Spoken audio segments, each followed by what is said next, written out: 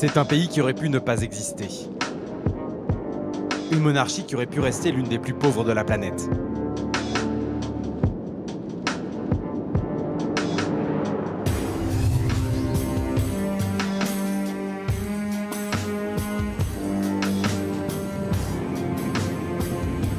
Grâce à la découverte du gaz, l'émirat du Qatar, cette nation très secrète de seulement 300 000 ressortissants, s'est lancé depuis 3 décennies à la conquête de la planète. Nous sommes un petit pays, nous n'allons pas le nier, mais nos ambitions sont grandes. L'expression la plus employée dans les années 90-2000, c'était « le Qatar boxe au-dessus de sa catégorie ». Et il devient un sujet de conversation dans le monde des médias, de l'art, de la diplomatie, du sport.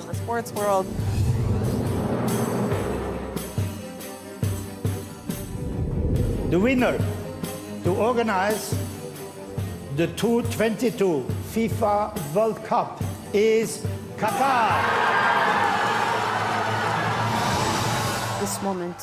Cet instant, quand tout le monde attendait l'enveloppe qui annonce Qatar, je pense que c'est un moment inoubliable pour nous. Derrière cette ascension qui fascine autant qu'elle effraie, il y a une dynastie à la tête d'une monarchie absolue. Les Al Thani. Khalifa, le grand-père, a déclaré l'indépendance du Qatar. Son fils, Ahmad, en a fait le pays le plus riche au monde par habitant. Le petit-fils, Tamim, veut placer son royaume au centre de l'échiquier mondial. Je ne pense pas que les Qatariens agissent par pure vanité ou par envie d'attirer l'attention. C'est plutôt une nécessité fondamentale, due à leur positionnement dans cette région du monde. Avec sa capitale, Doha, cette péninsule, à peine plus grande que la Corse, se retrouve ballottée au gré des tensions dans le golfe Persique, entre les deux grands rivaux du monde musulman, l'Arabie Saoudite et l'Iran. C'est une réalité géopolitique. C'est un petit pays coincé entre de grandes puissances. Nous devons tout le temps naviguer à vue.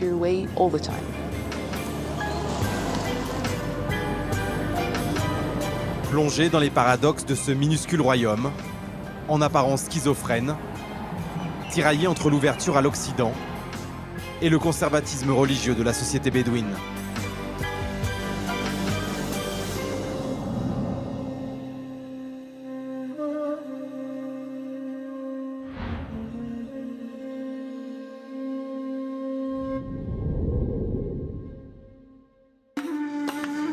Pour comprendre les contradictions de ce petit émirat, il faut remonter les pistes que les caravanes de nomades ont sillonnées pendant des siècles. Aujourd'hui, ces plaines inhospitalières sont le terrain de jeu de puissants 4x4. Cette meute est à la poursuite d'un faucon, lui-même en train de pourchasser un pigeon.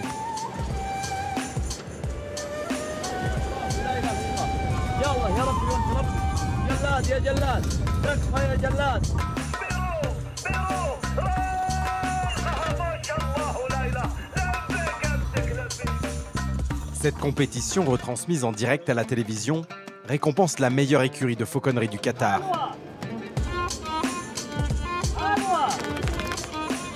Jusqu'au milieu du XXe siècle, cet art de la chasse servait à se nourrir dans un des déserts les plus hostiles de la planète.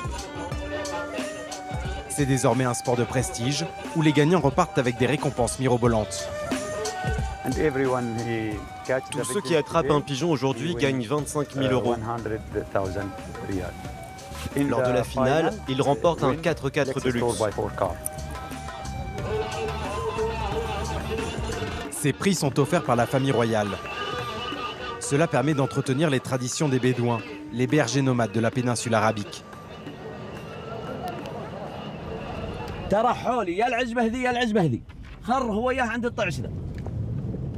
Le commentateur officiel, Ahmad Al-Jamil, est un des plus fervents défenseurs de cet héritage. Voici mon campement.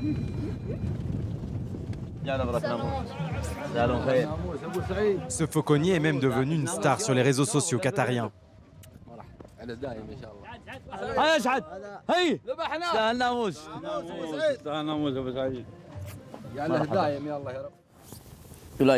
Ça va si je m'assieds comme ça?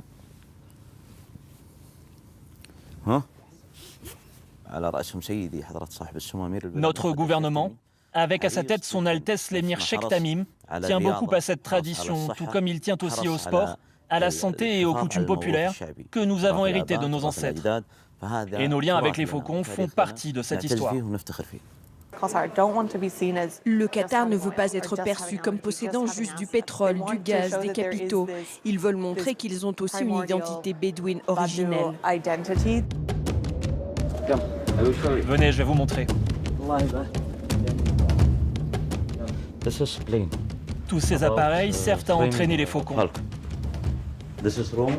Dans cette tente, nous entreposons tous nos drones et nos avions pour les faucons. J'en ai beaucoup car tous les jours on en casse, peut-être un ou deux.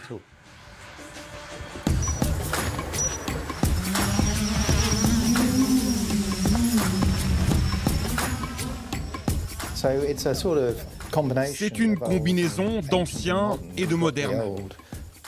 Vous avez des éléments qui rappellent le temps des Bédouins du désert, mais avec toutes les commodités et le confort possible. C'est pas la chasse du dimanche avec son fusil et ses cartouches, c'est plutôt la chasse à courre, quoi. C'est pas uniquement un faucon, c'est la cage du faucon, les médicaments du faucon, l'alimentation du faucon, les 10 personnes pour s'occuper du faucon, etc., etc.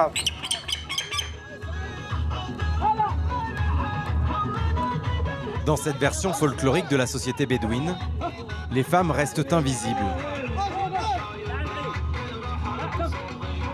Ces Qatariens sont les héritiers d'une culture musulmane rigoriste, le wahhabisme, un courant religieux ultra-conservateur venu d'Arabie Saoudite au XVIIIe siècle. Encore aujourd'hui, de nombreuses lois qatariennes sont directement inspirées de la charia, la loi coranique. Au Qatar, la population est composée principalement de grandes tribus musulmanes sunnites qui ont toujours tissé des liens de parenté entre elles.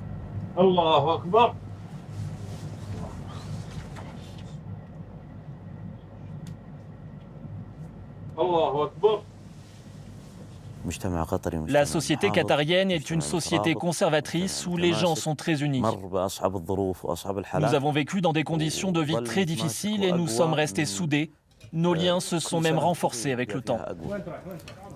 Aujourd'hui, le peuple qatarien vit comme une seule famille, dans une même maison.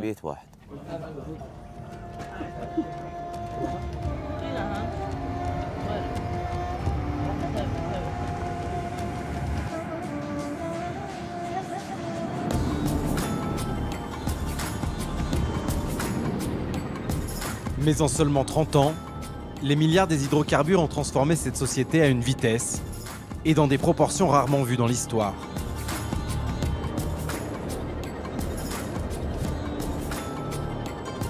À Doha, la vie sociale s'organise désormais dans ces galeries climatisées, des temples de la consommation.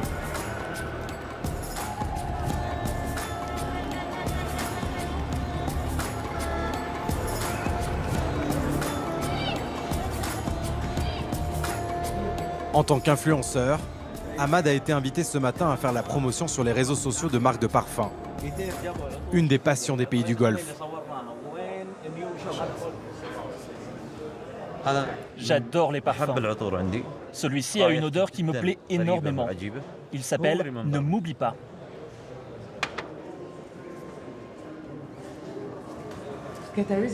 Les Qatariens sont souvent décrits comme les gens les plus riches de la planète. Est-ce que c'est vrai ?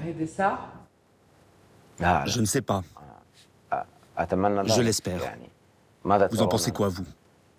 Je ne pense pas qu'il y ait des pauvres au Qatar. Ici, le système d'aide sociale et le réseau de protection sociale sont excellents. Le Qatar, c'est même pas l'État-providence, c'est l'État-perfusion, quoi. Les Qatariens n'ont pas de dépenses. Tu es malade, tu veux partir aux États-Unis pour te faire opérer dans le meilleur hôpital américain et ça coûtera 50 000 $ la journée, il n'y a pas de problème. L'État assure l'éducation et la santé gratuitement, ainsi que d'autres services publics, comme l'électricité et l'eau.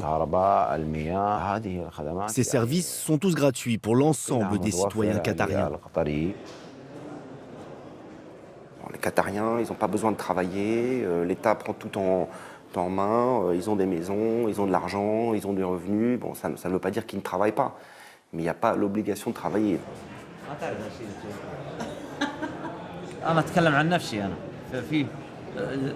Je vous raconte ma journée type. Je pars au travail à 8 heures, puis je rentre à la maison pour déjeuner avec ma famille. L'après-midi, je fais la sieste ou je prends un café. Je passe du temps avec mes proches. 80% des Qatariens travaillent comme fonctionnaires. Et tous disposent de nombreux domestiques. Dans cette monarchie, les sujets de la famille royale remercient leurs dirigeants dès qu'ils en ont l'occasion. C'est une manière d'afficher sa loyauté.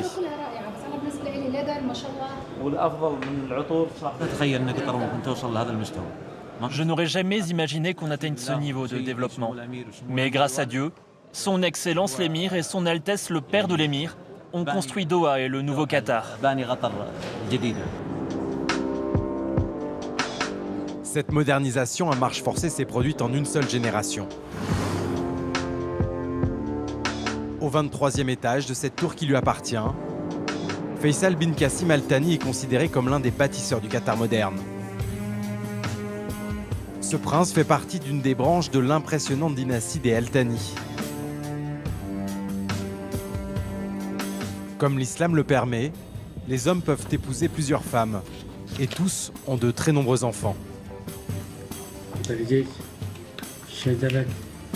Ça, c'est l'arbre généalogique des Al Thani. Ça, c'est moi. Au-dessus, il y a mon père et mon grand-père. C'est un arbre généalogique resserré. Sinon, on serait des milliers sur cet arbre. Nous formons l'une des plus grandes familles du monde arabe. Les Al Thani prennent le pouvoir à Doha au début du 19e siècle.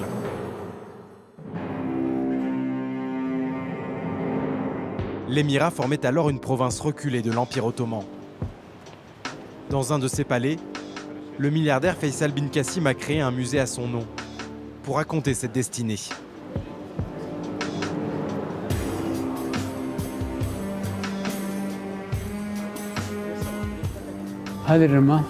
Regardez, ça, c'est le drapeau du Qatar. Il est composé de 9 pointes de lance, une pour chaque tribu. Et c'est ainsi que c'est devenu l'emblème qui nous unit depuis plus de 200 ans.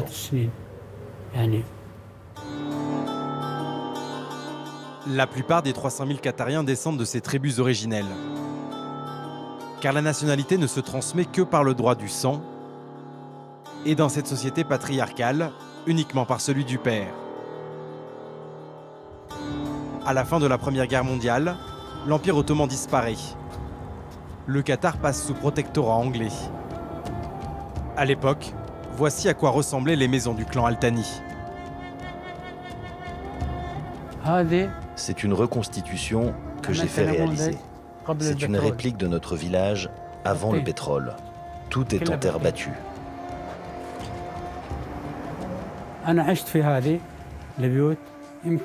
J'ai vécu dans ce genre de maison jusqu'à l'âge de 10 ans. Ici, c'était la chambre de ma grand-mère. Et là, le salon des hommes. Ça, c'était l'épicerie. Je veux garder ce souvenir du passé pour que ma famille et les gens puissent voir comment notre vie a changé, comment on est passé d'un mode de vie à un autre. Cette existence, presque hors du temps, est bouleversée dans les années 30 et 40 par l'arrivée d'ingénieurs étrangers à la recherche de pétrole. C'est la première voiture importée au Qatar. Les Anglais créent avec des membres de la famille royale la première société d'extraction. Mon père était le prince en charge de la compagnie pétrolière. Moi, j'étais encore enfant et je l'accompagnais toujours lors du forage des puits. Je voulais toujours être présent pour regarder le pétrole jaillir d'un puits pour la première fois. Lorsque le pétrole surgissait en grande quantité, c'était quelque chose de miraculeux.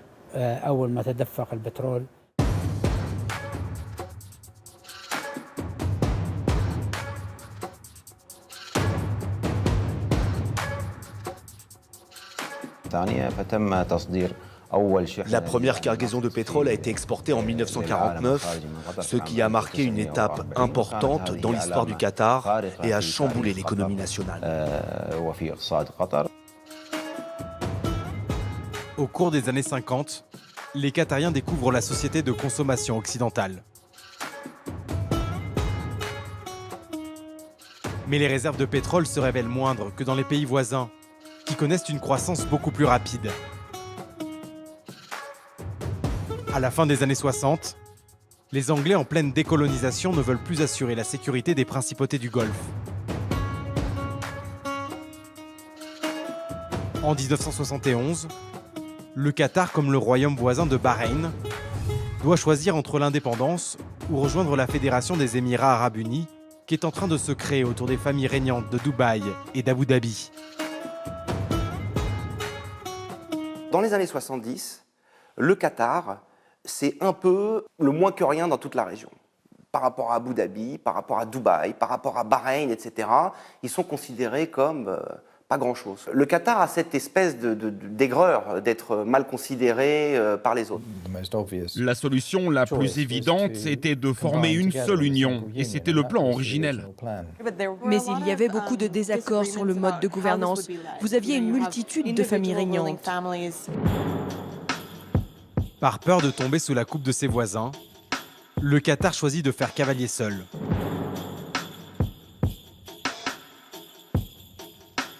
C'est Khalifa, le grand-père de l'actuel émir, qui annonce l'indépendance à la télévision. تصبح دولة قطر دولة مستقلة استقلالا تاما وذات سيادة كاملة تمارس كل مسؤولياتها الدولية بنفسها وتتولى وحدها سلطانها الكامل في الخارج والداخل على السواء.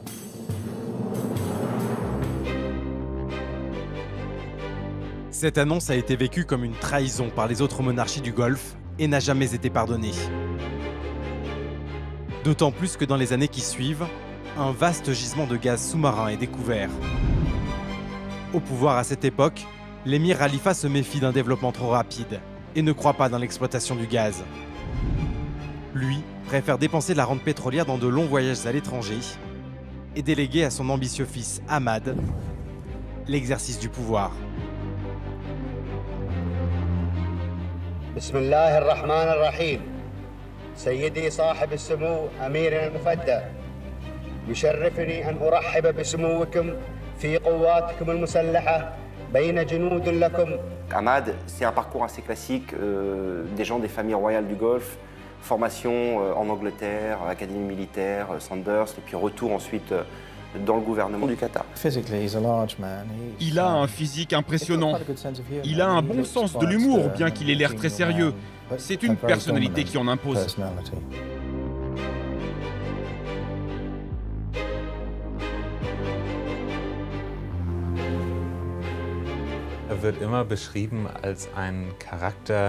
Il est toujours décrit comme un personnage plus grand que nature, avec une personnalité incroyable, qui attire automatiquement l'attention quand il rentre dans une pièce. Quelqu'un avec des idées très claires sur ce qu'il voulait. En réalité, c'est lui qui assez vite va se retrouver avec la charge de la gestion du Qatar. Son père toujours à droite à gauche, moins intéressé. Il était relativement évident que tant que son père serait au pouvoir, rien de majeur n'allait se passer. Il a donc profité, en 1995, d'un séjour de son père à l'étranger pour prendre le pouvoir dans un coup d'État sans effusion de sang.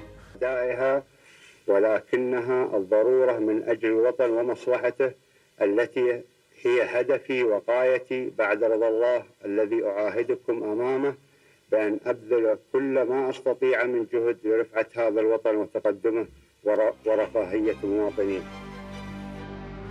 Cette révolution de palais donne les pleins pouvoirs à Ahmad. Son père, lui, se retrouve forcé à de longues années d'exil en France, puis en Italie.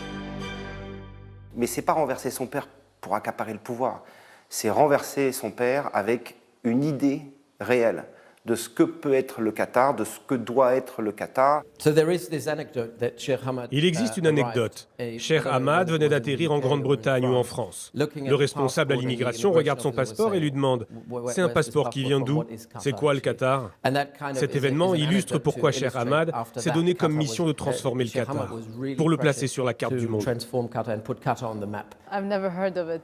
Je n'ai jamais entendu cette histoire. De quel bureau d'immigration s'agit-il? Mais je demanderai à mon père, ça a l'air intéressant. Que cette anecdote soit véridique ou pas, elle illustre l'ère de Cheikh Hamad, durant laquelle le Qatar est passé d'un petit pays endormi et reculé du Golfe à un État important en termes d'influence, une puissance dans cette région du monde. Mon père était un visionnaire. Il voulait marquer l'histoire. Il est à peu près convaincu que si le Qatar stagne, le Qatar est presque en danger. Voilà, parce qu'il a deux voisins qui sont impressionnants et potentiellement dangereux, qui sont l'Arabie Saoudite d'un côté et l'Iran.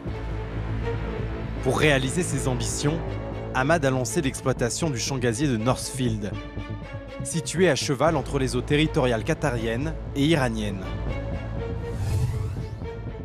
Cette relation économique entre la grande puissance chiite et la petite monarchie sunnite rend le Qatar suspicieux aux yeux des autres pays de la péninsule arabique. Mais Hamad n'en a que faire. Lui est persuadé que le gaz est une énergie d'avenir. Pourtant, à l'époque, son extraction, mais surtout son transport, coûte beaucoup plus cher que ceux du pétrole.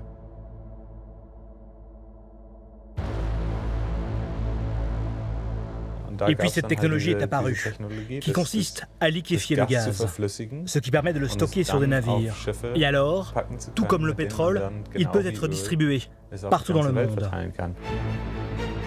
Le tout nouvel émir s'endette lourdement auprès de banques occidentales et investit des milliards d'euros pour fabriquer des méthaniers. Ces navires emmagasinent le gaz dans des bonbonnes géantes sous forme liquide à une température de moins 167 degrés. C'est ce qu'on appelle le gaz naturel liquéfié. Il y avait des craintes à l'époque qu'il n'y ait pas de demande suffisante en gaz, que tout ça ne soit en fait qu'une bulle qui éclate et que tout cet argent soit perdu. Ils ont parié là-dessus, comme peu l'avaient fait avant lui. Si cela n'avait pas fonctionné, le Qatar aurait probablement été ruiné. La demande de gaz s'envole à la fin des années 90. Grâce à ces investissements, le petit royaume prend des années d'avance sur ses concurrents et joue désormais dans la cour des grands avec les géants russes et américains.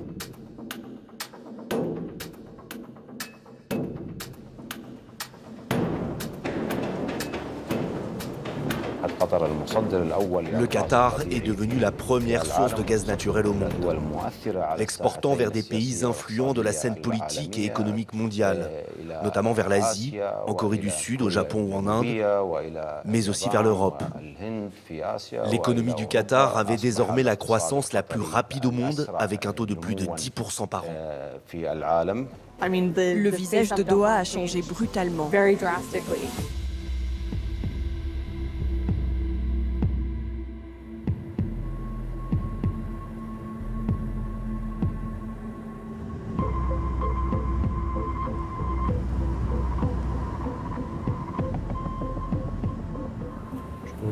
Quand je suis arrivé ici, c'était que des dunes de sable. Il n'y avait pas cette voirie, c'était du sable. Il y avait juste le Sheraton qui était construit, hein, l'hôtel qui a la forme d'une pyramide, mais il n'y avait aucune tour. Et donc entre 2003 et 2008, ils avaient construit déjà une trentaine de tours pratiquement. Et puis après, ça a été l'explosion. Ça fait partie des miracles du désert.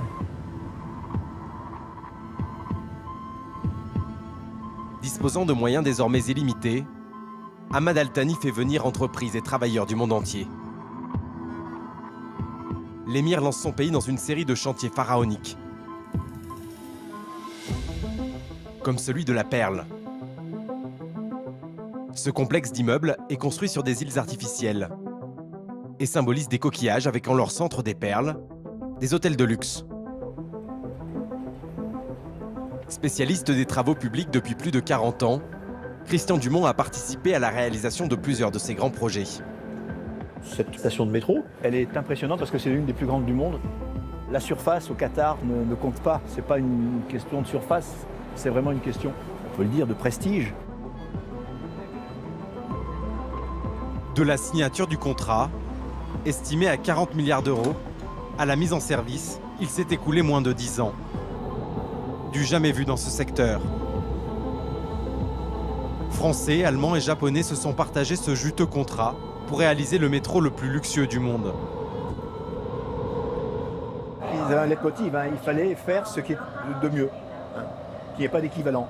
Je crois qu'ils y sont bien arrivés. Donc là, c'est la Golden Class. C'est un genre de velours, oui, avec du cuir sur les appuis-têtes. Le coût du billet est 5 fois plus élevé ici que dans la zone économique de l'arrière du train. Il y a 3 classes.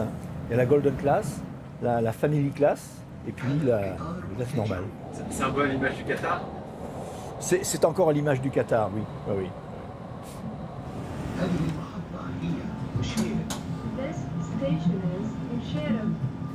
La société qatarienne est très hiérarchisée. Tout en haut de l'échelle, vous avez les Qatariens. C'est une société parallèle, c'est autre chose, c'est une bulle au-dessus. Vous n'allez pas aller dans un commerce et trouver un commerçant ou un caissier qatarien, ça n'existe pas. Vous seriez bien en peine, en visitant Doha, de rencontrer un Qatarien. Avec l'arrivée des travailleurs étrangers, le pays compte désormais 3 millions d'habitants. Mais les Qatariens ne forment plus qu'une minorité, à peine 10% de la population. Aurélien Colli travaillait comme journaliste à Doha au début des années 2000. En dessous des Qatariens, vous avez les cadres supérieurs. Alors les cadres supérieurs, essentiellement, c'est vrai, c'est souvent des Occidentaux. Ils ont des salaires très conséquents, une qualité de vie très conséquente. Généralement, il y a un package. Vous avez le salaire, mais vous avez l'école pour les enfants qui est prise en charge, vous avez la voiture, vous avez la maison. C'est des conditions vraiment idylliques. Et puis ensuite, vous avez le bas de l'échelle. Le Qatar est une des sociétés les plus inégalitaires du monde. Ces petites mains venues de pays pauvres remplissent toutes les tâches subalternes. Comme tous les étrangers, ils n'ont qu'un permis de résidence conditionné à l'exercice d'un travail et sont expulsables à tout moment. Vous avez une armée comme ça de nettoyage. Le Qatar, il n'y a pas un papier par terre, il n'y a pas un mégot, c'est clean, quoi. C'est normal. Ils ont je ne sais pas combien de dizaines, de centaines, de milliers de gens qui viennent du Népal, du Bangladesh ou autres, ou même des pays d'Afrique maintenant, et qui sont dans la rue en train de nettoyer avec un petit balai, dans les immeubles en train de balayer, etc. Donc c'est toujours tout propre. Ce ne sont pas que les ouvriers sur les chantiers, c'est partout. Les chauffeurs de taxi, les employés d'hôtel, la plupart sont étrangers. Et sans eux, le Qatar ne pourrait pas fonctionner. On pourrait presque dire que les ouvriers étrangers sont des citoyens de seconde zone sans personne pour les défendre. Ils sont amenés et parqués à l'écart.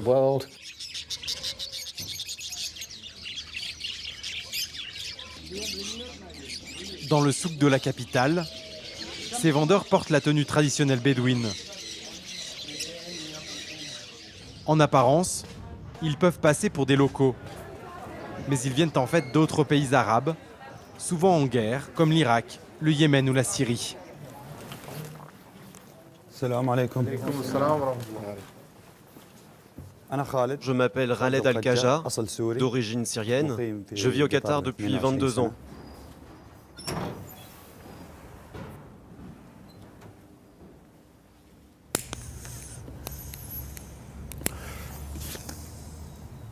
Ce musulman parle arabe et exerce un travail recherché, celui de fauconnier. Et pourtant, il ne pourra jamais demander la nationalité qatarienne. Je gère ce magasin spécialisé dans l'achat, la vente et l'entraînement de faucons venant du monde entier. Une vie de luxe, vous savez, cela exige beaucoup de monde, d'employés. Pour vivre et travailler au Qatar, Khaled doit avoir un tuteur local. C'est ce qu'on appelle la kafala. Un système de contrôle social que ces étrangers ne peuvent pas critiquer devant une caméra.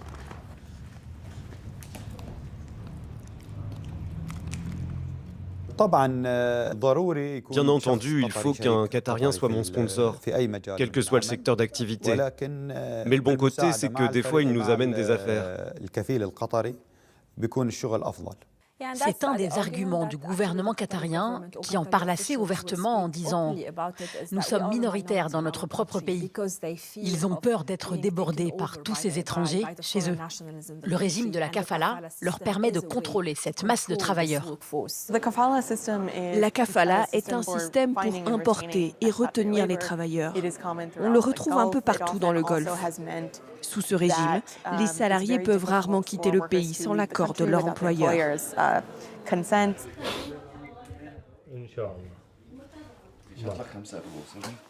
Khaled et ses amis sont venus au Qatar pour trouver de meilleures conditions de vie et de salaire.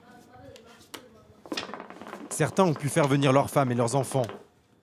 Et avec les années, ils forment une petite classe moyenne. Mais tous savent qu'un jour, ils seront forcés de quitter le pays.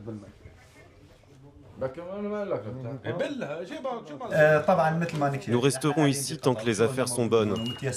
Dieu merci, tout va bien. Nous resterons dans la mesure du possible. Mais en fin de compte, le but est de rentrer chez nous. Personne ne désire quitter son pays, sa famille. Mais c'est ici que se trouve notre gagne-pain. Si j'avais suffisamment d'argent, je ne resterais pas ici une minute de plus.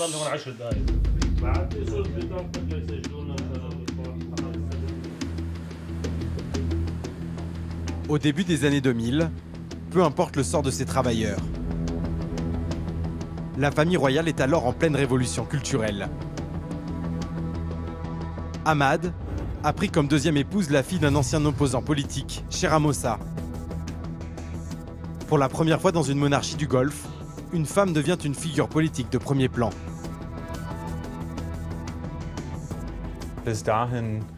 Jusque-là, les habitants de la région et du monde entier ne savaient souvent pas à quoi ressemblaient les épouses du dirigeant. Sheikha Mossa accompagnait son mari lors des visites d'État. Elle se montrait et elle avait du pouvoir grâce à la Qatar Foundation. En plus, elle avait une vision. L'émir lui confie la tête de la fondation du Qatar, qui devient de facto un ministère de l'éducation. Avec l'argent du gaz, Shera Mossa fait ouvrir au Qatar des branches des plus grandes universités occidentales. L'enseignement se fait en anglais et les étudiants obtiennent en théorie des diplômes équivalents à ceux de leur maison mère.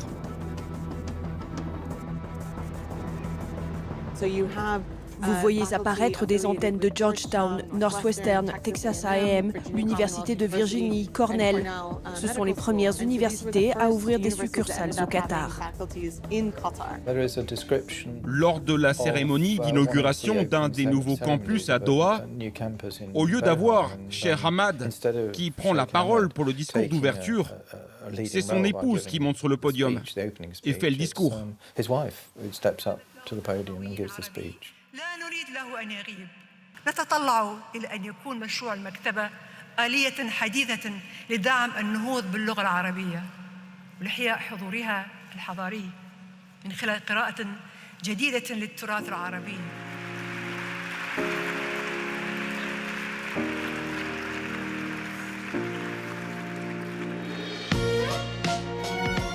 Lors de leurs déplacements à l'étranger, cette émancipation se reflète dans les vêtements du couple. Shera Mossa porte des tenues glamour tout en respectant les codes islamiques. Ne pas montrer ses cheveux, ni porter de décolleté. C'est elle qui va casser le code de l'abaya noire austère chez les femmes en y rajoutant de la mode, en y rajoutant un peu de fantaisie. Encore aujourd'hui, c'est une icône de la mode. Lors de ses déplacements, elle est habillée par les designers parmi les plus branchés. Plusieurs pages Instagram sont dédiées au look de Shera Mossa. C'était révolutionnaire. Elle a repoussé plein de limites. Je pense que Sheikh Hamza a ouvert la voie pour que d'autres femmes qatariennes aient un rôle public. Aujourd'hui, les autorités sont fières de mettre en avant cette nouvelle génération de femmes, parfaitement anglophones, comme porte-parole des instances les plus importantes du pays. En tant qu'État, nous donnons la priorité absolue à l'éducation. Les femmes ont beaucoup pesé pour cela. Sheikh Hamza va énormément faciliter finalement l'émancipation et l'ouverture d'une société qatarienne ultra conservatrice à l'époque.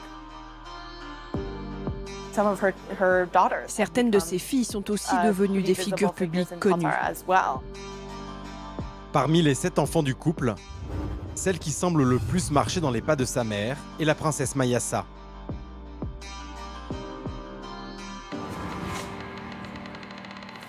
On peut commencer.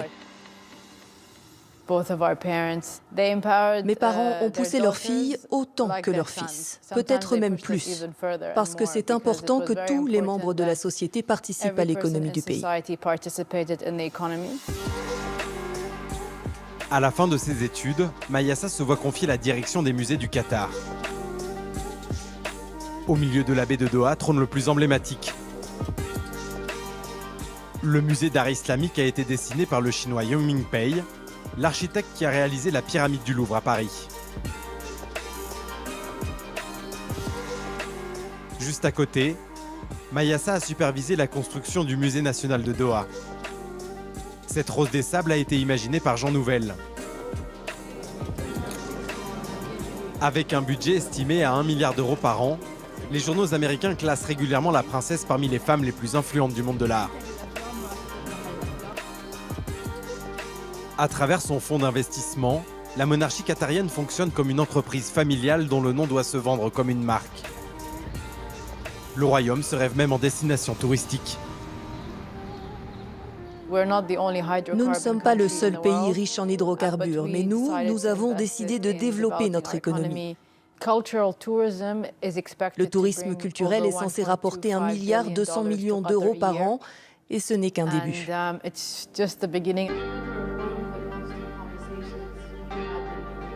Aussi à l'aise avec les artistes que des stars du football comme David Beckham, Mayasa incarne ce nouveau Qatar globalisé.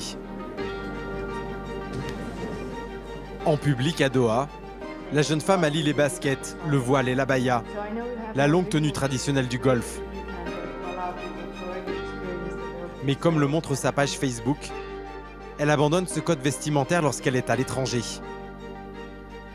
Mayasa, qui a étudié à Paris et New York, n'y voit pas de contradiction. Je pense que c'est une vision occidentale, parce que les femmes au Qatar, je ne peux parler que du Qatar, les Qatariennes jouent un rôle important depuis longtemps. Je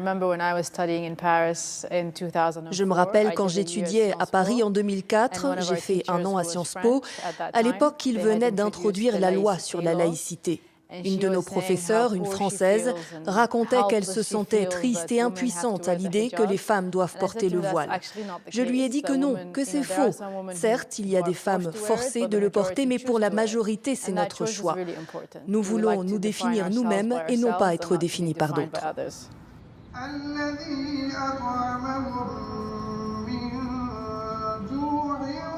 Durant les années 2000, la famille royale introduit des réformes aux lois islamiques, notamment pour supprimer la tutelle des hommes sur les femmes. Mais au sein d'une société encore très religieuse, ce vent de libéralisme rencontre de fortes résistances. Sur le papier, les relations hors mariage ou l'homosexualité restent passibles de lourdes peines de prison. Dans les faits, les autorités ferment les yeux, surtout pour les étrangers.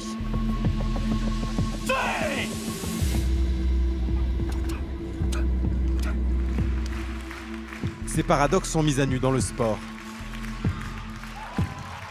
Pour accueillir de grandes compétitions, le Qatar est tenu d'encourager sa pratique pour les femmes. Le gouvernement a par exemple créé un championnat de football féminin dont presque personne ne connaît l'existence au Qatar. À l'image du pays, cette équipe est composée à 90% d'étrangères. Teresa vient des États-Unis. De quel État? De Californie.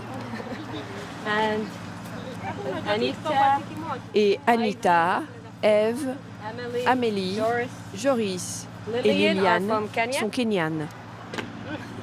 Sanae est française. Sanae Karmas travaille au Qatar depuis 6 ans et joue au football sur son temps libre. Pour ne pas choquer les religieux, l'équipe doit s'entraîner à l'abri des regards. L'influence des expatriés, l'occidentalisation des jeunes Qatariens a contribué à l'apparition de zones grises comme celle-ci. Des espaces de liberté restreints que les plus conservateurs ne veulent pas voir. C'est un monde un peu caché. Personne n'est au courant que des clubs féminins existent au Qatar, que les femmes jouent entre elles, qu'il y a une ligue. C'est sponsorisé par le gouvernement. Il y a un budget annuel qui est donné au club pour pouvoir promouvoir. Donc il y a une volonté. Culturellement, c'est pas que c'est pas accepté, mais c'est pas forcément commun. Et je pense qu'il y a des hommes et certaines familles qui n'aiment pas forcément ça. J'ai des collègues qataris qui jouent avec nous, qui peuvent s'entraîner avec nous et faire des matchs tant que c'est à huis clos. Entre femmes, il n'y a pas de téléphone. Mais une fois que c'est à l'extérieur, elles n'ont pas le droit de participer. Leurs familles ne sont pas du tout d'accord. L'année dernière et l'année d'avant que j'ai commencé, tous les matchs étaient à huis clos. Ils nous prenaient les téléphones à l'entrée pour pas qu'on puisse prendre de photos ni de vidéos parce qu'on ne sait pas où ça va être partagé. Ou une fois, carrément, on nous donnait des couvre-téléphones pour cacher la caméra et être sûr que rien n'allait fuiter. Ce soir, les joueuses qatariennes de familles conservatrices n'ont pas pu venir. C'est une des toutes premières fois que l'équipe de Sanae participe à un tournoi sur une plage de Doha face à des spectateurs.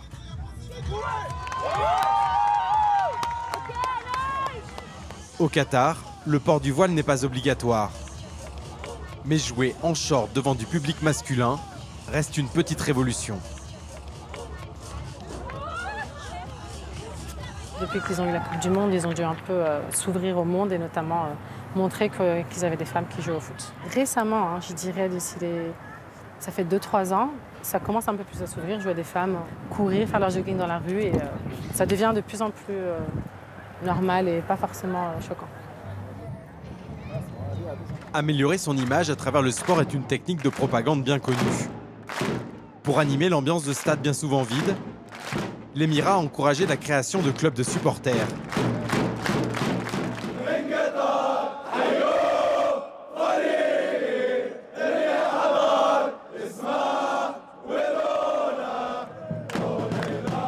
Presque aucun d'entre eux n'est qatarien. La plupart sont de simples résidents étrangers. Et sur la pelouse, c'est pareil. Pour que ces équipes nationales fassent bonne figure, le pays naturalise des joueurs repérés à l'adolescence, souvent originaires de pays arabes plus pauvres. Aujourd'hui, c'est l'un des rares moyens d'obtenir le passeport qatarien.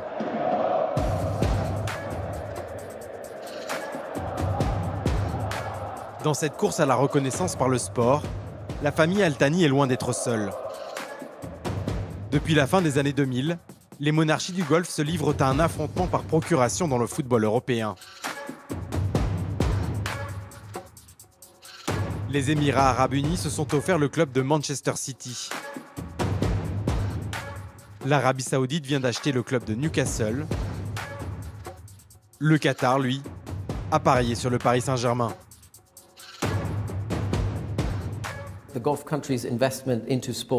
Les investissements du Golfe dans le sport sont vus comme du sport washing, une manière de blanchir leur image en créant un intérêt autour d'un nom déjà connu, comme pour détourner les critiques en s'alliant à des marques positives.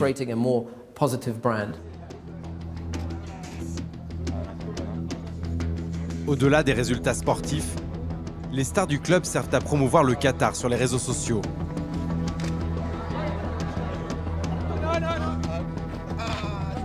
Mais devenir propriétaire du Paris Saint-Germain représente aussi un investissement stratégique. Je définirais la diplomatie du sport comme un moyen de développer des réseaux. Ils se demandent quels sont les plus grands clubs, quelles sont les plus grandes marques de sport. Le PSG, à Paris, leur semble par exemple beaucoup plus intéressant que d'autres clubs, qui peut-être ont des grands groupes de supporters, mais qui se trouvent dans des villes plus petites, moins connues que Paris. Paris est la capitale d'un pays qui siège au Conseil de sécurité des Nations Unies. Les tribunes du Parc des Princes sont un lieu parfait pour des rencontres informelles entre les Qatariens et les plus hauts dirigeants français.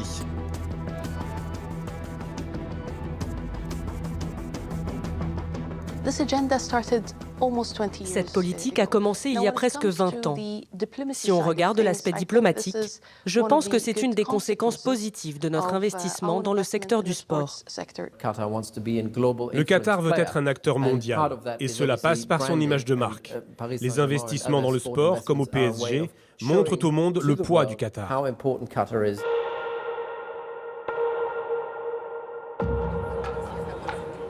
Dans cette guerre d'influence, le Qatar postule en 2010 pour l'organisation de la Coupe du monde de football. Face à lui, les États-Unis, l'Australie ou la Corée du Sud paraissent favoris. Mais la pétromonarchie déploie des moyens financiers considérables pour convaincre les membres de la FIFA. Jusqu'à aujourd'hui, aucune procédure judiciaire n'a prouvé que le Qatar avait acheté la Coupe du monde. Mais dans une enquête interne, la FIFA elle-même a reconnu ce qu'elle appelle des conduites douteuses.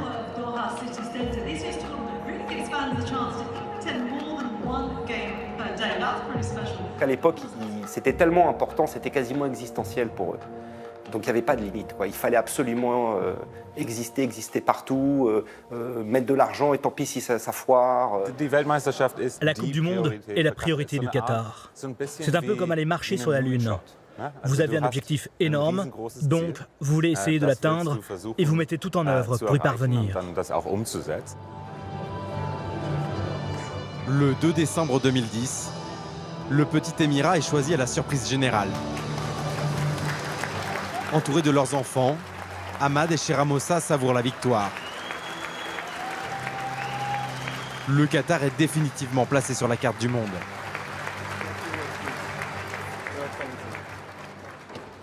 Thank you for giving Qatar a chance, and we will not let you down. You will be proud of us, you will be proud of the Middle East, and I promise you this.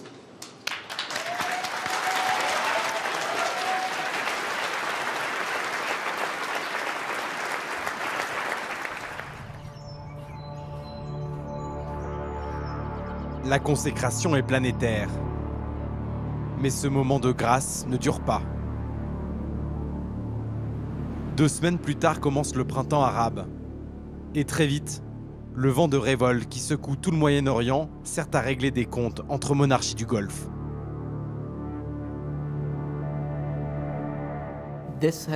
Lorsque le printemps arabe a démarré au début des années 2010, le Qatar sortait d'une décennie de victoires. Dans les années 2000, tout leur avait souri, en termes d'influence, de soft power, voire de pouvoir au sens strict. Tout semblait possible avec la puissance financière et les réseaux dont ils disposaient. Et puis il y a aussi une part d'arrogance, de penser que quoi qu'ils entreprennent, ils vont l'accomplir, le réussir. Fin décembre 2010, la rue tunisienne réclame la chute de Ben Ali, le dictateur au pouvoir. Dans les semaines qui suivent, le mouvement de révolte se propage de la Tunisie à l'Égypte, la Libye, la Syrie, le Yémen, et même le petit royaume voisin du Qatar, le Bahreïn, se soulève.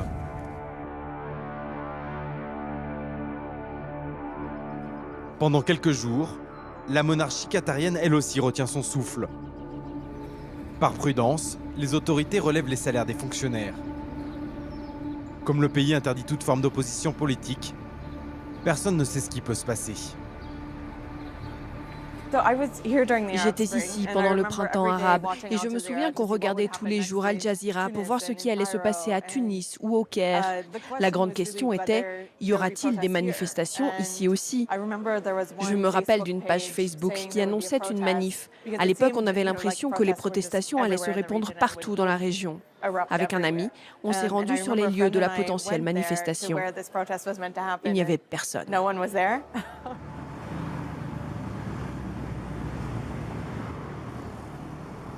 La première raison, c'est le niveau de redistribution des richesses.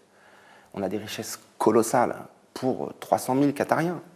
300 000 Qatariens qui ont les 3e réserves de gaz du monde, quoi. Donc l'argent coule à flot, les Qatariens ont ce qu'ils veulent. C'est évidemment plus facile d'être l'émir du Qatar et de n'avoir que 300 000 citoyens à écouter, que d'être par exemple le président des États-Unis face à 350 millions de personnes.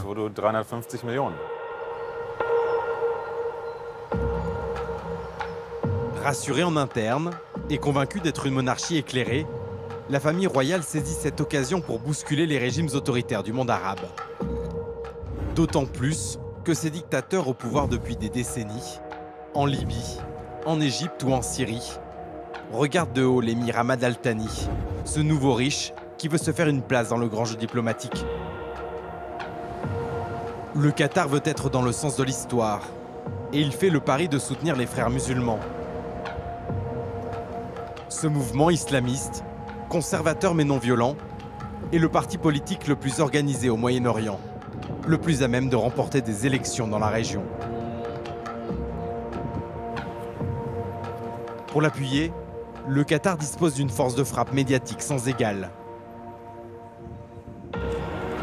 À la fin des années 90, l'émirat a créé la première chaîne d'information pan-arabe sur le modèle de CNN ou de la BBC.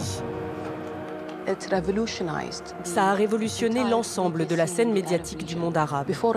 Avant Al Jazeera, les seules informations disponibles étaient les annonces officielles. Qui le roi a-t-il reçu? Qui le roi a-t-il salué? Al Jazeera donne la parole à des islamistes, mais aussi à des laïcs ou à des socialistes. C'est un outil de soft power et d'influence pour le Qatar. Officiellement, le palais ne donne pas de ligne éditoriale, mais tous les journalistes d'Al Jazeera la connaissent. Ils appellent cela de l'autocensure, mais en réalité c'est de la censure. Aucune critique de la famille royale ou des événements au Qatar, mais carte blanche pour ce qui se passe à l'étranger. Al Jazeera a joué un rôle clé en couvrant les événements sur le terrain, ce que des médias officiels n'auraient peut-être pas fait. Al Jazeera a été perçu comme une menace.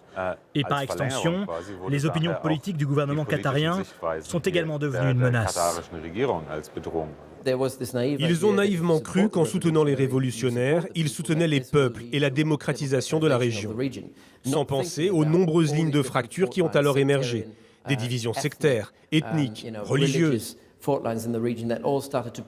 Dans les années 2011-2012, le Qatar est perçu comme un appui des forces révolutionnaires, celles qui ont le vent en poupe, alors que l'Arabie saoudite, elle, soutient la contre-révolution.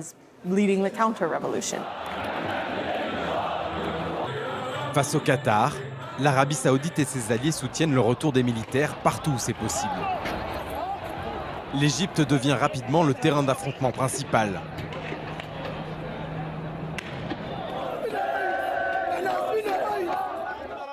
En 2012, Mohamed Morsi, un frère musulman soutenu par le Qatar, remporte les premières élections libres. Un an plus tard, l'armée égyptienne, financée par l'Arabie saoudite et les Émirats arabes unis, reprend le pouvoir par un coup d'État. L'Occident, effrayé par la montée de l'islamisme, laisse faire. Le Qatar se retrouve alors totalement isolé sur la scène internationale.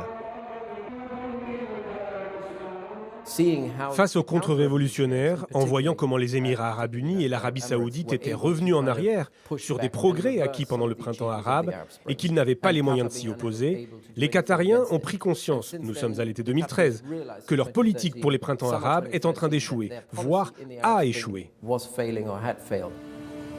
Entre 2011 et 2013, les révolutions syriennes et libyennes virent à la guerre civile. Dans ces pays, le Qatar perd le contrôle de mouvements qu'il a financés et armés, des groupes islamistes qui se radicalisent au fil des affrontements. Cet épisode vient alimenter les accusations de financement du terrorisme. Et cet argument sera employé pendant des années contre la famille Al Thani. Au cours des 30 dernières années, que ce soit en termes de soft power ou de pouvoir réel, de relations internationales, de diplomatie du sport, dans tous les domaines, le seul échec cuisant que le Qatar ait eu à encaisser, ça a été le printemps arabe.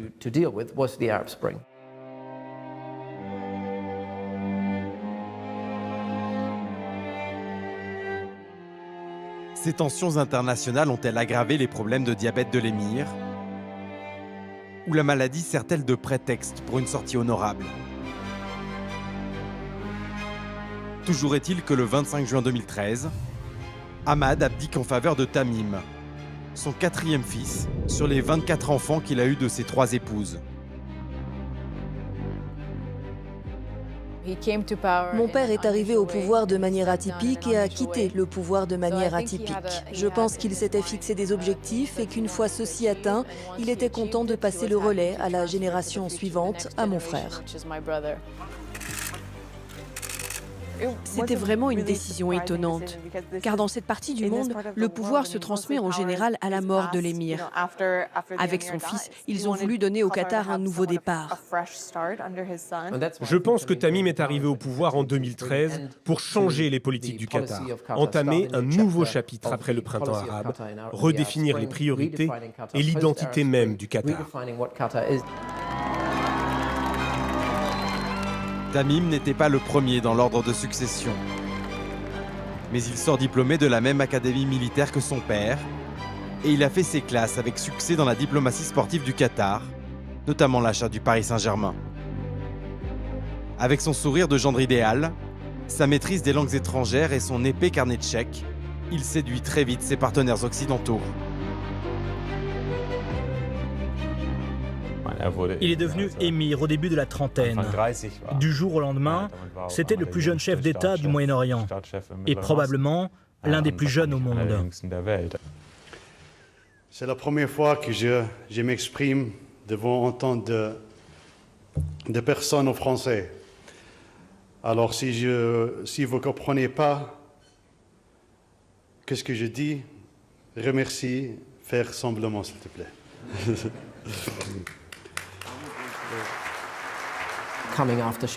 Marcher dans les pas de Cheikh Ahmad n'était pas facile. Tamim pense un peu comme un militaire. Il a le sens du devoir, il travaille dur. Lorsque Cheikh Tamim a pris le pouvoir, tout le monde le décrivait comme un technocrate. Son premier discours se focalisait sur les questions internes. وقطر دولة متطورة ذات مرافق ومؤسسات حديثة يبلغ فيها معدل الدخل الفرد على أعلى المستويات في العالم. غادر سموه منصبه وقطر أشبه ما تكون بورشة بناء لا تتوقف عن العمل. Sa première mission, faire de la Coupe du Monde un succès. La capitale est alors un immense chantier qui vit au rythme de la folie des grandeurs. Aux portes de Doha, des villes nouvelles sortent de terre pour accueillir les équipes et les supporters. Le Royaume a investi 200 milliards d'euros. C'est 150 fois plus que pour les Coupes du Monde en France ou en Allemagne. 6 stades flambant neufs sont inaugurés, comme cette immense tente bédouine, qui peut accueillir 60 000 spectateurs. Des infrastructures d'entraînement jusqu'aux vestiaires, en passant par les loges VIP, tout a été fait pour impressionner les visiteurs étrangers.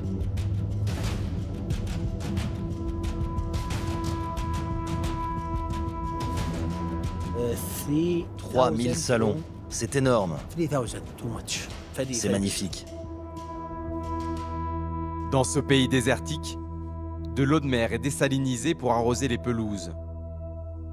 Et les ingénieurs installent des lampes artificielles pour obtenir un gazon absolument parfait. Au départ, la compétition devait se jouer au début de l'été, quand les températures dépassent les 50 degrés.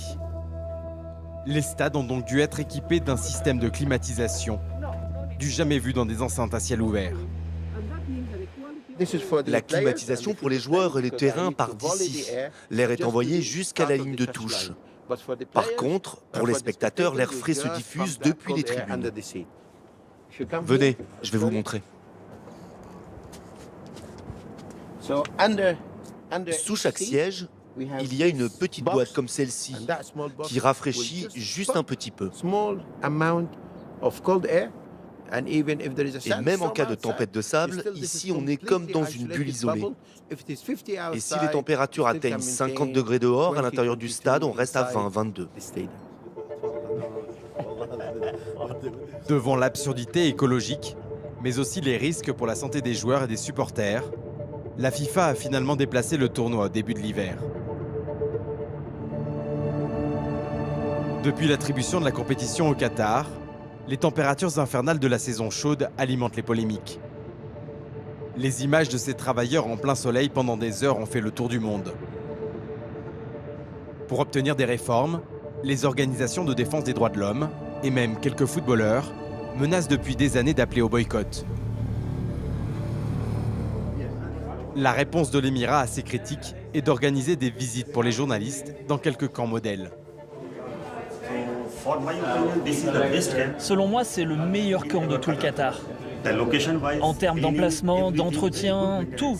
Je suis très heureux et satisfait de la gestion.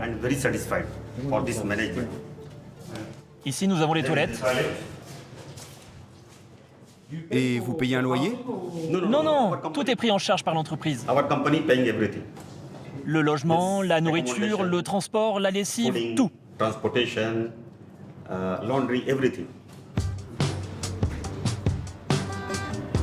Pour faire taire les accusations de mauvais traitement, les autorités vont même jusqu'à construire un mur de la gratitude. Cette mosaïque est composée des photos de chaque employé qui a participé à la construction du stade de la finale. Alors il y a tous les métiers, hein. Ça va des menuisiers aux maçons, en passant par les ingénieurs, etc., etc. Évidemment, quand on connaît les polémiques qui entourent la construction des stades de la Coupe du Monde, ce mur de la gratitude, il sonne un peu faux. C'est vrai que c'est un peu bizarre, parce que quand vous arrivez devant le stade et que vous voyez ces visages, la première question que vous vous posez, c'est est-ce que c'est le nombre de personnes qui sont mortes sur le chantier? Depuis 2010, une guerre des chiffres fait rage entre le gouvernement et les ONG internationales. Dans cette monarchie, le droit de grève et les syndicats n'existent pas. Pendant cette décennie de grands travaux, aucun organisme indépendant n'a pu défendre les droits des travailleurs, ni comptabiliser les décès.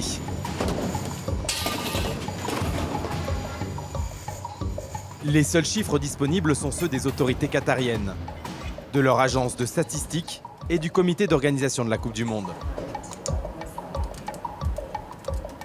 Je travaille pour Amnesty International sur le Golfe depuis 10 ans. Je me suis rendue au Qatar un nombre incalculable de fois. Le Qatar publie des données et selon leurs chiffres, il y a plus de 15 000 étrangers qui sont morts ces 10 dernières années. Mais ils sont morts de toutes sortes de causes. Les données disponibles ne donnent pas la cause réelle. Il y a un grand nombre de travailleurs migrants relativement jeunes et en bonne santé qui ont passé leurs tests médicaux dans leur pays d'origine. Mais quand ils arrivent au Qatar, ils meurent soudainement pour des raisons inconnues et sur le certificat de décès, tout ce qui est marqué, c'est mort naturelle, arrêt cardiaque ou arrêt respiratoire, ce qui pour les experts de la santé que nous avons consultés n'est pas une cause de mortalité. Fatma Al-Noaimi est la porte-parole des autorités qatariennes pour tout ce qui concerne la Coupe du Monde. Vous cadrez comme ça ou plus bas? Ce ne sont pas que des ouvriers. Je veux dire que ces chiffres incluent toutes sortes de professions et de catégories d'âge. Il y a des enfants, il y a des médecins, il y a des enseignants. Donc si vous prenez ce chiffre sur une période de 10 ans, il est sorti de son contexte. Fatma et ses équipes ne comptabilisent que les morts sur les chantiers des stades directement supervisés par le comité d'organisation. Au plus fort des travaux, cela ne représentait que de 1 à 2% des ouvriers de la construction.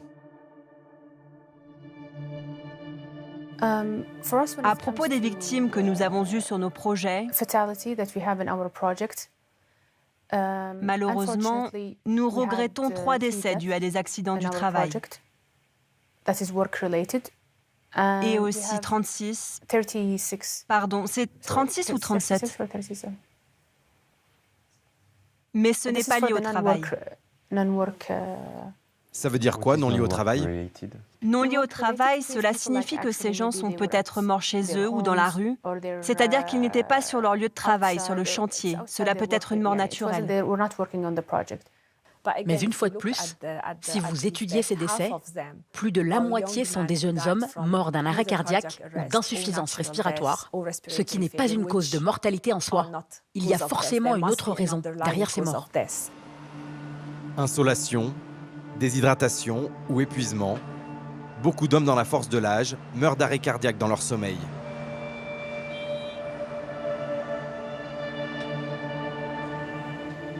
Leur nombre ne sera jamais connu. Peut-être 37 pour les stades, sans doute des milliers à l'échelle de tous les chantiers du Qatar.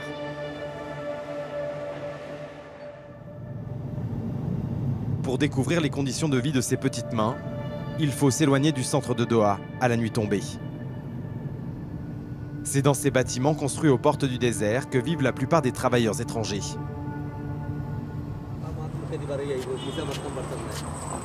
Eux ne sont pas employés par le comité d'organisation de la Coupe du Monde, mais dans des entreprises privées sur la construction d'autoroutes, d'hôtels ou de centres commerciaux.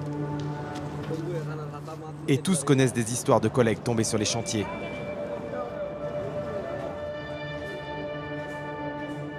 Ce Népalais a accepté de témoigner à visage découvert, à condition de ne pas donner son nom, ni celui de son employeur. Son histoire illustre la vie de centaines de milliers de forçats anonymes. Je travaille comme peintre, avec un salaire mensuel de 450 euros. Les ouvriers qui travaillent en plein soleil s'évanouissent parfois à cause de la chaleur. Quand ils travaillent en extérieur, ce n'est pas facile de s'hydrater. Et sur les échafaudages, le risque, c'est que si ton cerveau cesse de fonctionner en raison de la température, tu glisses, tu tombes et tu peux mourir. Au Népal, je ne peux pas gagner autant. Mon salaire ne suffit pas. Ici, j'épargne 250 euros par mois. Ça me permet d'envoyer mes enfants à l'école.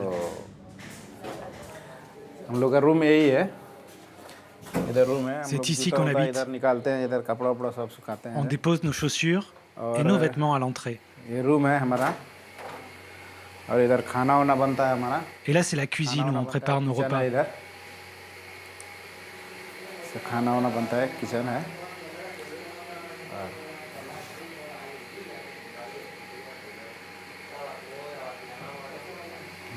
On a un peu de poulet et quelques légumes, mais c'est bien vide.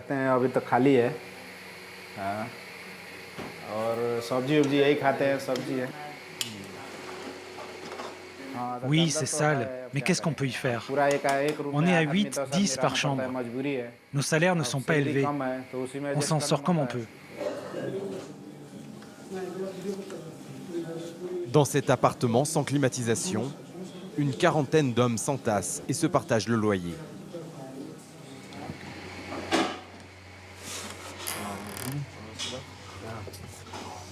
Voilà, c'est ma chambre. Là, on est 6 à s'entasser dans cette petite pièce. Et le loyer est cher. On paie chacun entre 75 et 100 euros pour le logement et la nourriture. Donc environ 750 euros pour une chambre. On étend nos fringues ici. Oui, il n'y a pas d'autre espace pour faire sécher nos vêtements. Ça ne sent pas bon, mais on n'a pas le choix.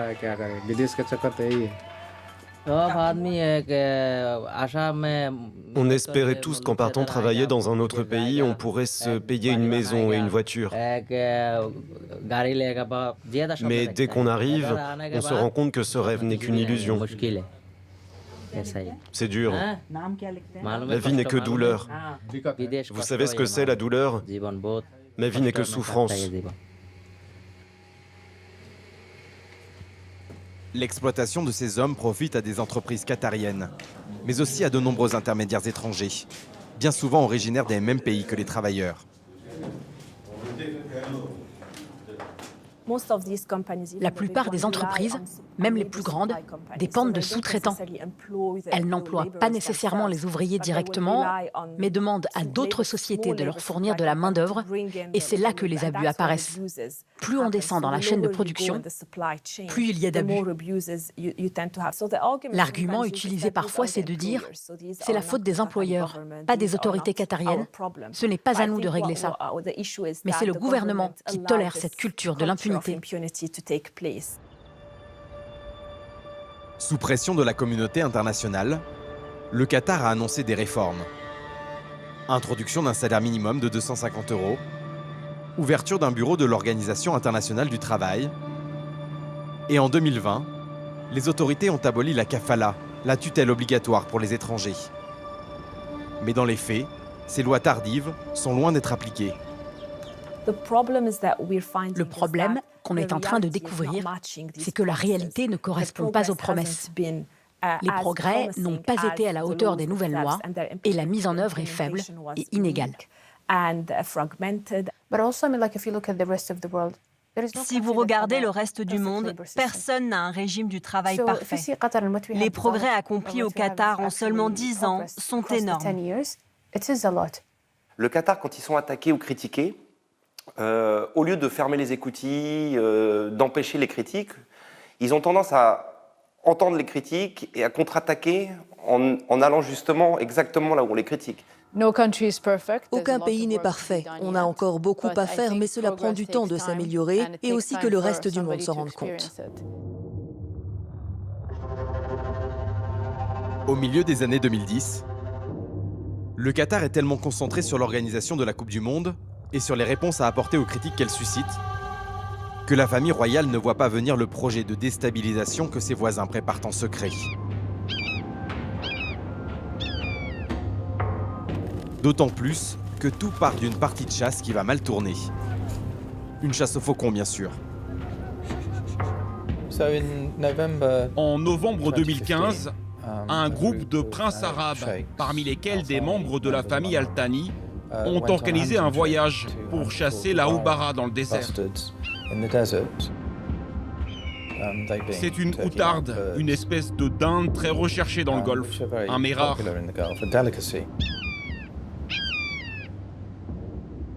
Ils ont quitté le Qatar, un convoi de 4x4 qui a traversé le désert jusqu'au sud de l'Irak, et ils ont monté leur camp.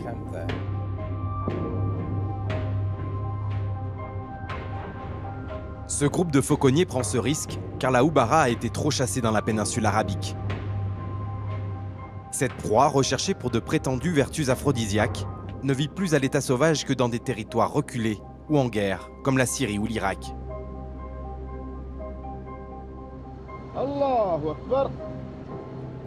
Le séjour était censé durer environ 6 semaines. C'était une drôle de destination, mais ils étaient entourés de gardes armés et pensaient sûrement que cela suffirait à les protéger. L'Irak, à ce moment-là, la zone où ils sont, c'est une zone qui est plutôt chiite, alors que les Arabes du Golfe sont sunnites. Et c'est une région qui est contrôlée par des milices qui sont proches de l'Iran. Un matin, des islamistes ont fait leur apparition au camp et les ont tous pris en otage.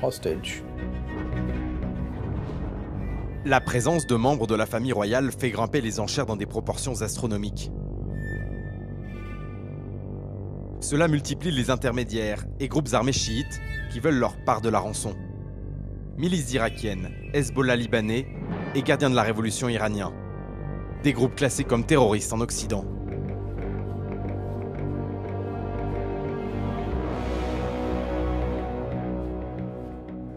La question suivante se posait, est-ce politiquement malin de verser de l'argent à certains groupes? Mais d'un autre côté, et c'est normal, il ne faut pas laisser tomber sa propre famille. Ça va se terminer au bout de 18 mois de négociations où un avion de Qatar Airways va finalement aller à Bagdad, récupérer les types et ramener tout le monde, parce qu'en plus il y a des gens de la famille royale. Et d'après ce qu'on sait, le Qatar aurait payé $1 milliard. Pour les Saoudiens, on aurait dit un transfert direct de la part du Qatar d'une énorme somme au profit de l'Iran. C'est le moment où ils se sont dit « on doit les arrêter, stopper le Qatar ».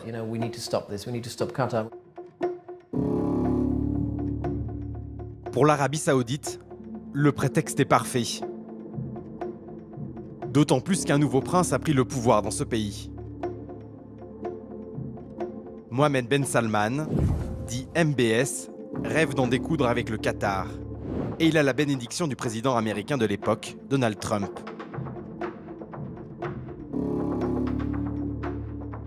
Les Saoudiens et leurs alliés accusent Doha de financer des groupes terroristes, comme au temps du printemps arabe. Mais aussi de collusion avec l'Iran, le grand rival des Saoudiens dans la région. La crise du Golfe a démarré en 2017. Tout a commencé par le piratage de l'agence de presse qatarienne en mai 2017 et la publication de fausses déclarations de l'émir. Un discours de Cheikh Tamim, ou un prétendu discours de Tamim, a fuité sur l'agence de presse qatarienne. Il y commentait leur amitié avec l'Iran et parlait, je crois, des frères musulmans.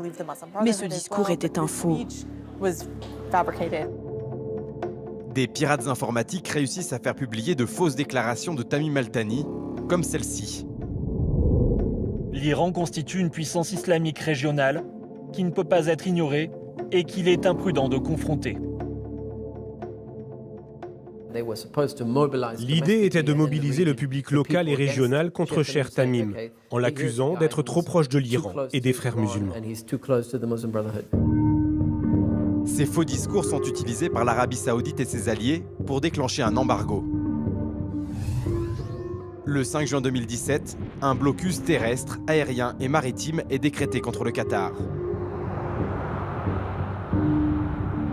La seule frontière par laquelle transitent les camions qui approvisionnent le pays est fermée. Les avions de la Compagnie nationale du Qatar sont interdits de survoler les pays de la coalition saoudienne.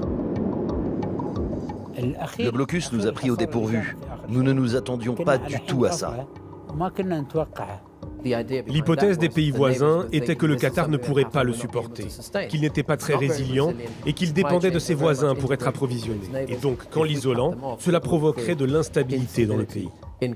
L'objectif du blocus, avec tout ce qu'il impliquait au quotidien, était d'affaiblir l'économie du Qatar pour déstabiliser le régime et le faire tomber. Les Saoudiens réclament entre autres la fermeture d'Al Jazeera et un alignement du Qatar sur leur politique étrangère. Leur espoir était de vassaliser les Al-Thani, voire de les renverser, mais c'est tout l'inverse qui se produit. وكما تعلمون الحياة في قطر تسير بشكل طبيعي منذ بداية الحصار وقد وقف الشعب القطري تلقائيا وبشكل طبيعي وعفوي دفاعا عن سيادة وطنه واستقلاله. لقد أصبح كل من يقيم على هذه الأرض ناطقا باسم قطر. Qui vous a dit qu'on avait vécu des moments difficiles? Au contraire, l'embargo a été bénéfique. Notre économie a cru, notre peuple s'est renforcé. Nous sommes même plus forts que jamais. Cela a obligé Cheikh Tamim à imaginer de nouvelles voies commerciales, à développer les liens avec l'Iran ou la Turquie, afin d'obtenir les biens dont ils avaient besoin. Avec sa fortune, le royaume parvient à contourner le blocus en quelques jours. Des milliers de vaches sont importées par avion d'Australie. Des productions de légumes par hydroponie sont lancées. Et les rayons des supermarchés ne manquent de rien. Les avions de la flotte qatarienne, au prix de coûteux détours, ramènent tout ce dont le pays a besoin.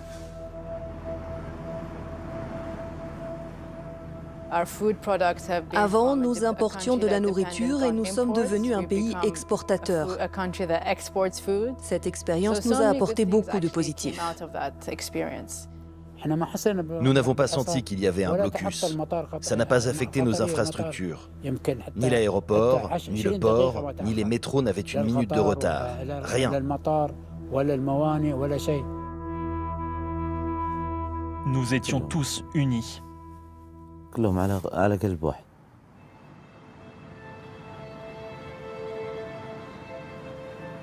Ces événements ont fait de Cheikh Tamim une icône nationale. Durant le blocus, on a vu ce célèbre dessin partout, baptisé Tamim triomphant. C'est devenu une figure quasi mythologique pendant le blocus, car le Qatar a eu une attitude très pragmatique.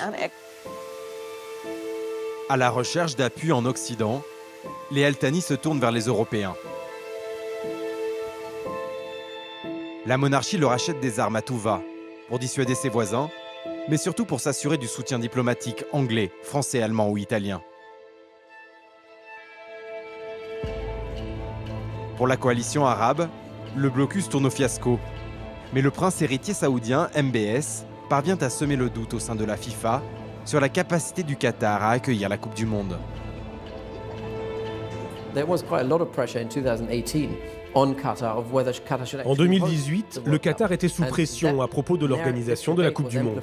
Ses voisins ont alimenté le débat car ils y ont vu une opportunité de retirer la compétition au Qatar et de l'attribuer à d'autres. L'Arabie saoudite a même proposé de co-organiser le tournoi.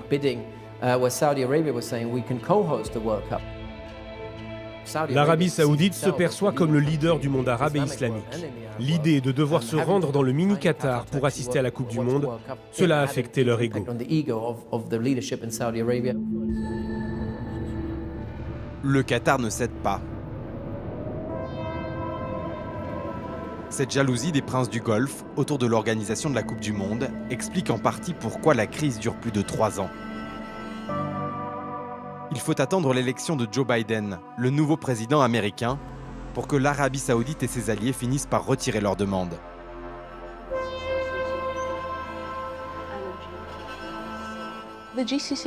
La crise du Golfe a pris fin lors d'une rencontre en janvier 2021 en Arabie saoudite.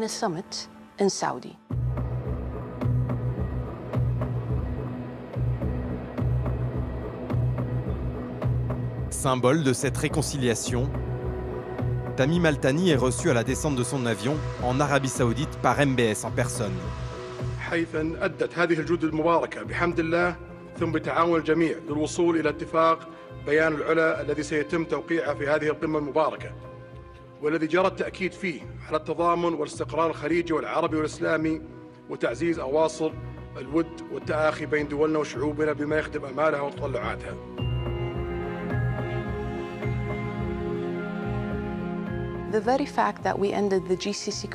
Le fait que la crise ait pris fin sans que le Qatar ait fait la moindre concession montre bien que les accusations envers nous n'étaient pas fondées. Si elles étaient justifiées, pourquoi le blocus aurait été levé ainsi ?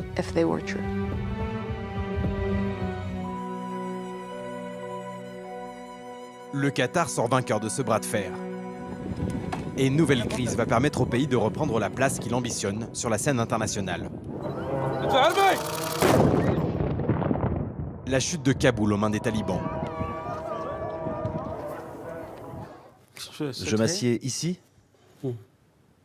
Depuis les années 2000, le seul bureau de représentation des talibans est installé à Doha. Souhail Chahine officie comme porte-parole de leur diplomatie à l'étranger.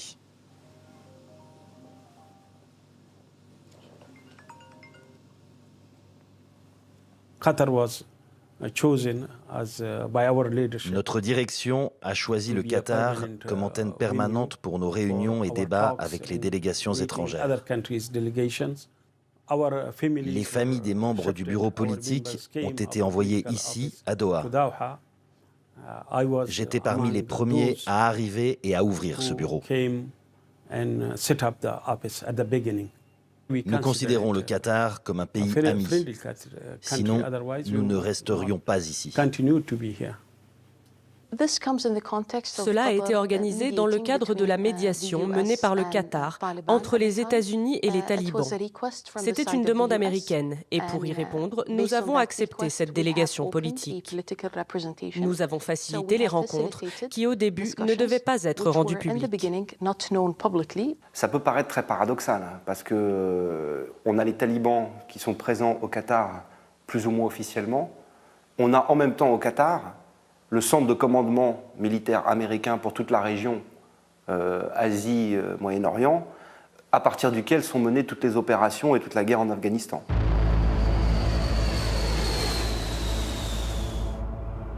Depuis la fin des années 90, le Qatar héberge la plus grande base américaine de la région, à Al Udeid. C'est par là que transitent toutes les troupes, les armes et la logistique pour les opérations en Afghanistan, mais aussi en Irak ou en Syrie. La base d'Al Udeid a été offerte aux Américains par la famille royale qatarienne pour se garantir leur protection. En servant d'intermédiaire avec les talibans, les Al Thani cherchent à se rendre indispensables. Et le Qatar devient un pays clé, car il a la possibilité d'offrir des lieux où peuvent se tenir des conversations discrètes, voire secrètes si besoin. C'est cela que l'Afghanistan a apporté au Qatar, la possibilité de jouer le rôle auquel il prétendait sur la scène mondiale. C'était important pour le Qatar. Ils ont pu se poser en médiateur et aider les négociations à aboutir. Ils ont eu un impact positif et constructif.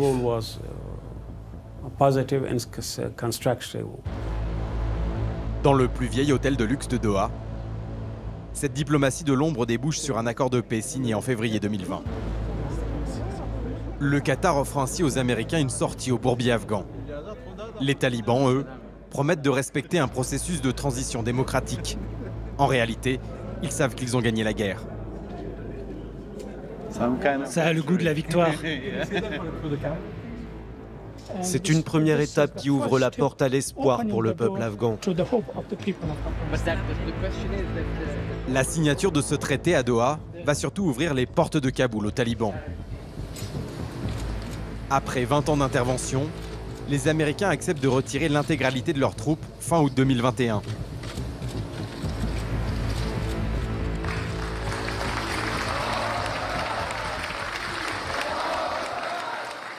Et en août 2021, la situation implose.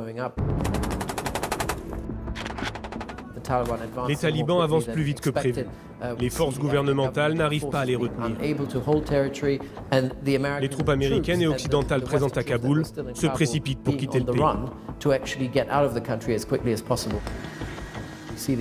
On voit ces avions, des réfugiés qui veulent échapper au chaos ambiant.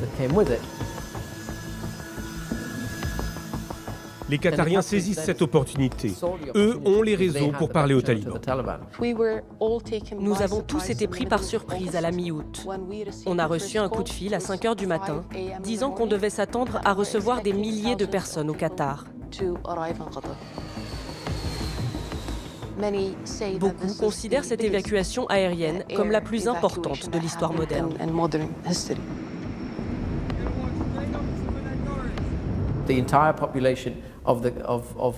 Tous ces réfugiés devaient être logés quelque part. Et comme il y avait des résidences prêtes et disponibles pour la Coupe du Monde, en attendant, elles ont été attribuées aux Afghans.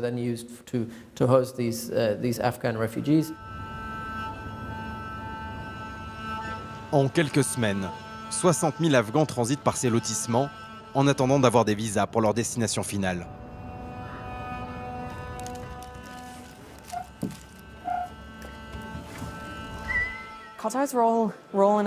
Le rôle du Qatar en Afghanistan, l'aide apportée à l'évacuation d'Afghans, a fortement amélioré son image aux États-Unis. Quelques mois plus tard, Tamim est reçu avec les honneurs à la Maison-Blanche. Le Qatar se voit même décerner le titre d'allié majeur des États-Unis en dehors de l'OTAN. Ce statut donne accès aux armes américaines les plus sophistiquées. Welcome you to the White House. 50 years of partnership. You're not that old, but 50 years of partnership. I think we demonstrated that how solid and how strong we can work together and cooperate on what we did in Afghanistan.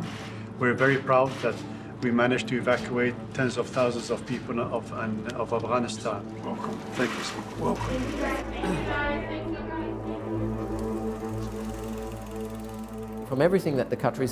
De toutes les opérations que les Qatariens ont menées ces 30 dernières années, celle-ci est la plus rentable, la plus efficace, celle qui leur en a donné le plus pour leur argent. En termes d'influence, aucun autre investissement, que ce soit dans le sport, l'économie, la finance, rien n'a été aussi efficace que de parier sur les talibans.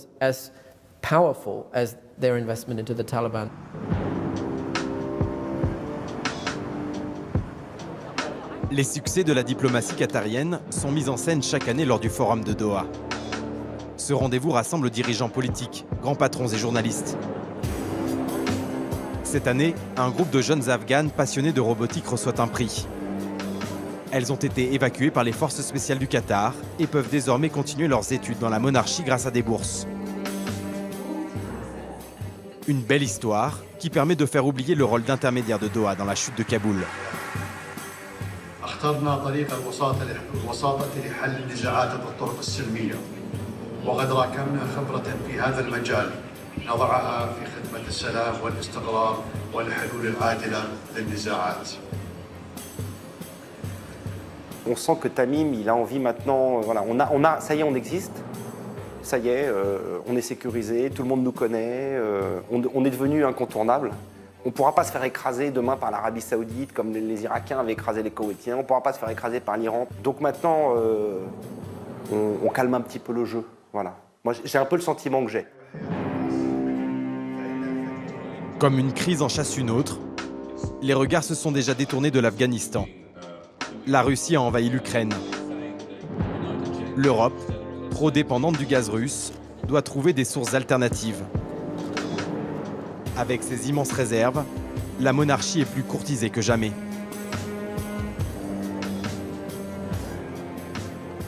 En invitant quelqu'un comme le président Zelensky à prendre la parole en direct, cela envoie un signal sur le positionnement du Qatar sur la scène internationale.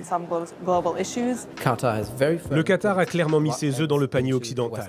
Il garde des relations avec la Russie ou la Chine sur les questions d'énergie, mais à la différence des Saoudiens ou des Émiriens, les Qatariens n'essayent pas de garder un pied dans les deux camps. Dans la confrontation qui émerge entre l'Est et l'Ouest, le Qatar est dans le camp occidental. Comme vous le savez, avec la guerre russo-ukrainienne, l'Europe doit chercher d'autres sources de gaz naturel. Et le royaume du Qatar trône désormais au sommet de cette industrie.